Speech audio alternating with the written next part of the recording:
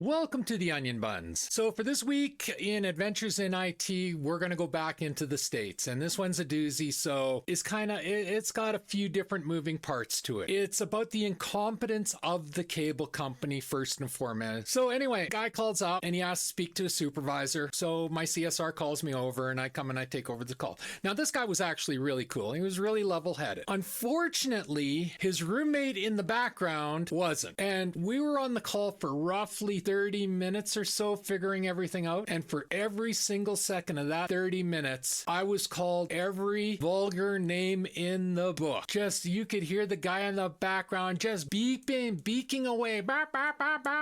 And, but we'll get to that part. So anyway, the guy calls up. He says, yeah, so we have a problem here. And I'm like, okay, what's the problem? He goes, every time a car drives by, my cable goes out. Okay, I almost dropped the phone right then. It's like, what? What are you talking about? How is a car driving by affecting your cable? Like this was a new one to me, and I thought I heard it all by this point, and I had no clue what he was talking about. He goes, well, I rent a house just outside of town on a secondary highway, and every time a car drives by, my cable goes out. I'm like, that makes no sense. Like, how? So I'm like, well, explain this to me, because I don't understand. Like I've never heard this before. Technicians came and they hooked up the line to the house. I'm like, okay, yeah, and they ran it out to the road, yeah, and then they hooked it up to the box on the other side of the road. Okay, so like in my mind, I'm thinking they ran it to the road and then they went through like a culvert or put a tube there and ran the fiber optics through and hooked it up to the. No, I was wrong.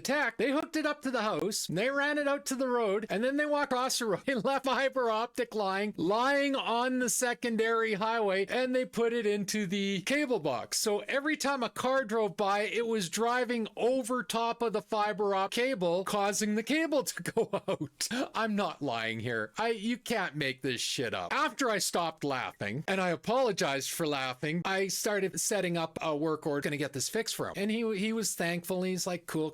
Well, his roommate wouldn't shut up. And his roommate was just beaking off for the entire time. And he put down the phone a couple times. He said, shut up. No, his roommate wasn't having anything of it. And he said, F this, F that, you F and F, bleep, bleep, bleep, bleep, bleep, bleep, bleep. Finally, the guy goes, I need to put the phone down for a second. I'm like, okay, sure. He puts the phone down and he beats the ever living crap out of his roommate. I can hear the entire thing. And he is laying his boots. He's screaming at the guy to just shut his mouth already. And the guy's screaming, no more, stop. Finally comes back to the phone. He goes, okay, we can speak now. And that was the call. That's the story for this week. Pew, pew, pew, and shit. Thanks for watching. Bye.